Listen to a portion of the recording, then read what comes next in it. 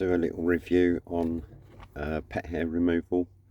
So this is probably the best brush that I've come across. I've used so many different types of pet hair brushes, from the square ones to a pumice stone, all manner of pet hair removal tools that sort of claim to work really well. And this is probably the best one sort of overall, and they're quite cheap. They're only about, I mean, the bristles are normally a bit longer than this, it's a bit worn, but you can find these on Amazon. They're about £5, I think.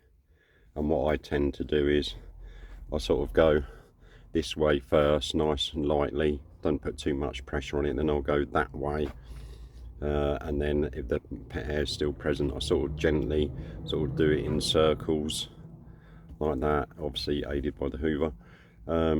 But universally, as I say, this one's overall is probably the one that works best for me out of all the pet hair brushes that are available. I know you can get the rollers, but you'd use so many. Well, I would, on a, doing it day in and day out.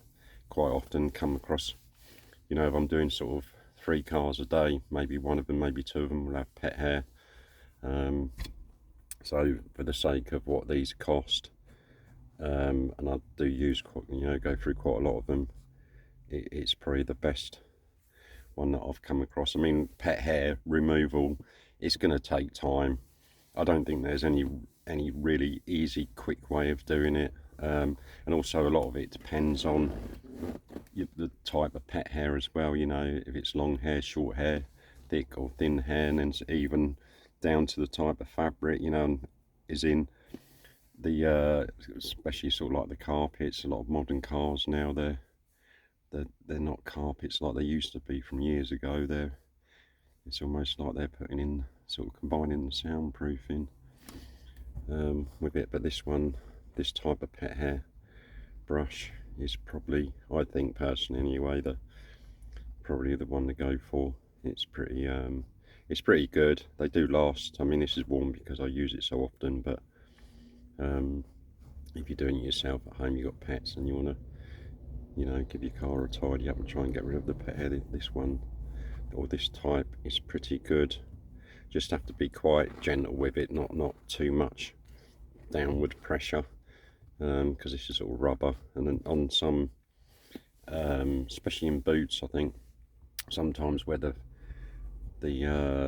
carpet is quite compressed anyway, if you put too much downward pressure, it can sort of mark it a little bit, so you have to be a bit careful that way.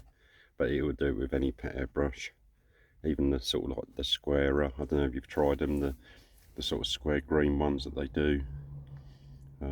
They probably a bit more for marking if you put too much pressure on them. But overall, these I know they do the handle ones that's got the handle, but I've tried them, but they just don't seem to. If I go to a car that's got a lot of pet hair, the actual bristles, or the rubber bristles, that's what you want to call them, they tend to wear extremely quickly. So this one, for the cost, like £5 for how many times I've sort of used it, it definitely lasts the longest. I think even with the green sort of blocky ones, they got like the short stubby sort of rubber bits on them, they can wear pretty quick, because these are quite, I think originally it was probably about these sort of rubber bristles. So it's and I've had this, I think I've had this one for about 3 months, so it's doing okay. I'll probably replace it soon. But yeah, time and patience is time, patience, and a brush similar to this.